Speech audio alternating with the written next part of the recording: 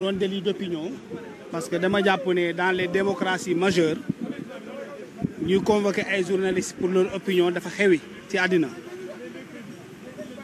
Sénégal nag quoi que l'on puisse dire c'est une grande démocratie boo xam ne permettre na tey parti bu mel ni Pastef muy ñëw au pouvoir mel ni Pastef du pour tuutal leen du pour xas leen du pour ŋaññi leen mais c'est juste pour rappeler que ñoom am na fu ñu jaar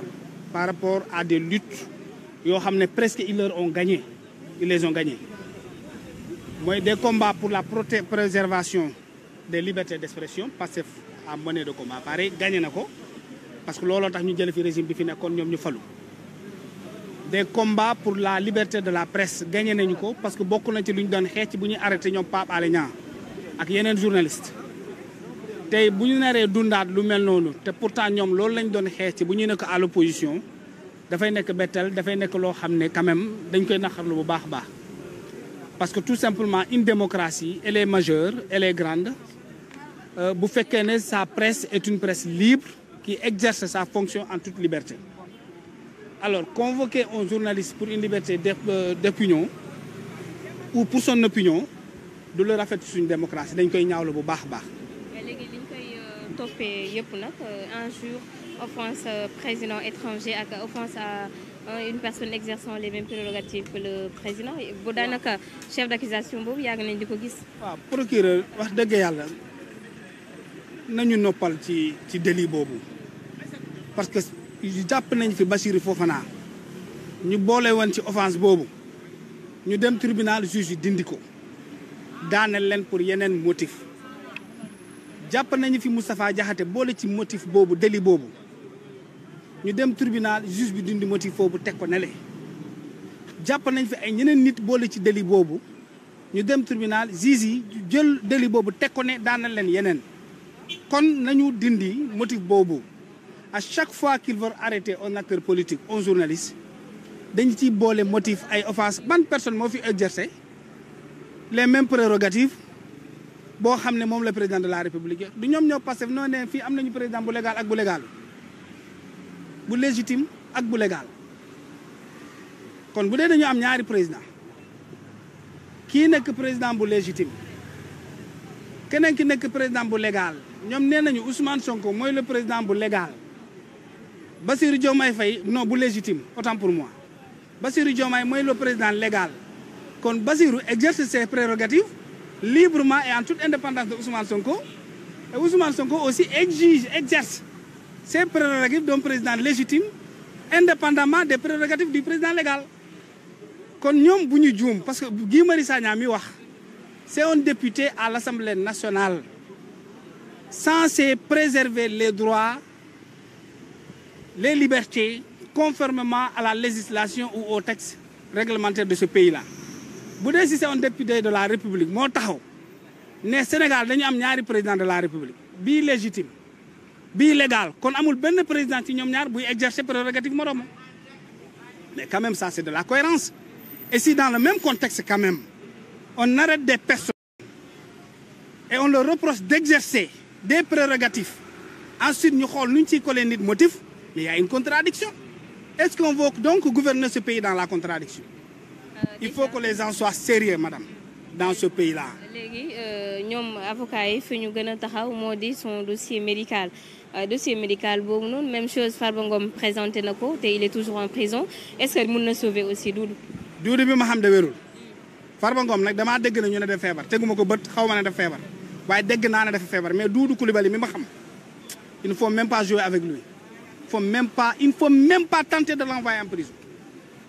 S'il laissait le matin, le soir, le pire peut se produire. Doudou Coulibaly, même ham,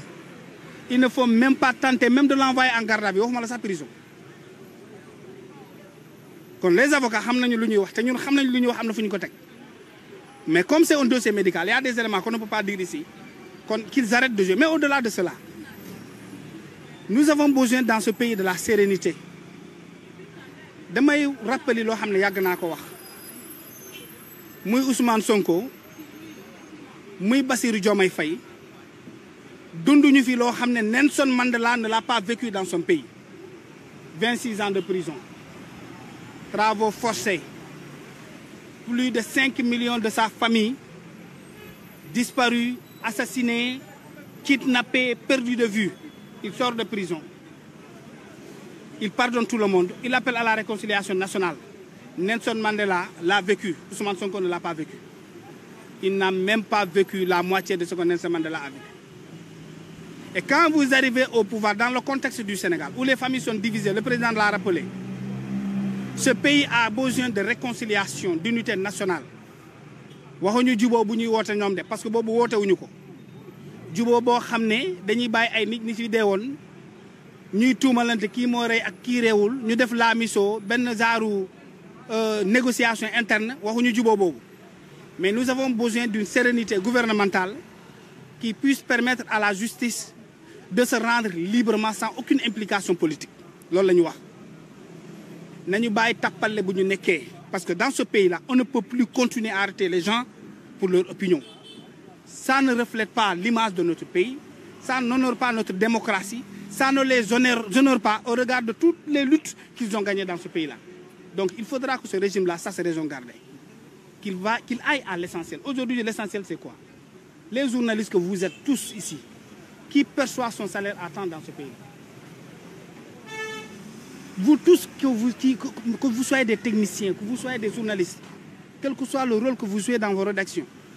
qui perçoit aujourd'hui son salaire à temps dans ce pays? Quelle est cette entreprise, qu'elle soit une entreprise médiatique, indépendante, dans un autre secteur donné, qui est en train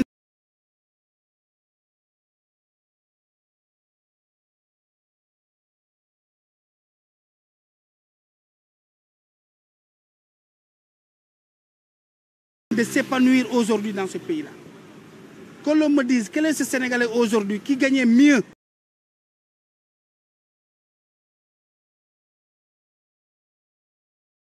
sa vie avant l'arrivée de ce Pastef au pouvoir aujourd'hui. Qu'on nous dise la vérité. L'essentiel, mon frère, le salaire, nous faisons mu yok dem 200 000, 300 000, loolu la ñu xaar ci ñoom. Mais pas d'arrêter une personne parce qu'elle a donné son point de vue par rapport à des questions républicaines. Donc lii dafa xew yi gàcce la ci seen nguur ñoom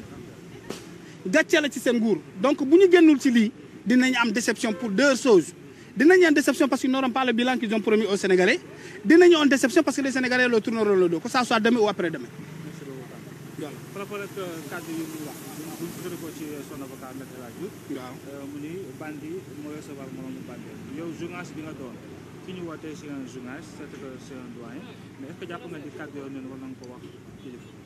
waaw mais Azoura Fall saaga na fi président de la République loolu moo gën a tàng lu ak kii wax parce que ñun moom fu ñu koy teg dafa yomb Azoura Fall fii la taxaw saaga ndey Bassirou Diomaye Faye ci yaay est-ce qu'on a convoqué Azoura pour cette insulte-là qu'on ne me parle pas des autres convocations non kii dafa ne bandi wax bandi ak saaga nit ci ndey tudd awray way juru nit ki la moo gën a sàng mais dans ce pays-là qu'on arrête d'emmerder les gens c'est ça la vérité on ne fera pas ici que ce que Pastef n'a pas fait dans ce pays. On ne dira pas dans ce pays des choses que des membres du Pastef n'ont pas dit dans ce pays. Parce que le seul être humain qui a insulté le président de la République et qui est libre, c'est un membre du Pastef quand même. wax nit bandi loolu day dara ci dëkk bandi yow xale bu nekkee nandi sa dañ koy naan yow bandi nga yaay bandi wax jooju waxu Sénégal la di c'est pas une injure ça wax nit ki bandi nga loolu saaga la depuis quand traiter quelqu'un de bandit c'est une injure.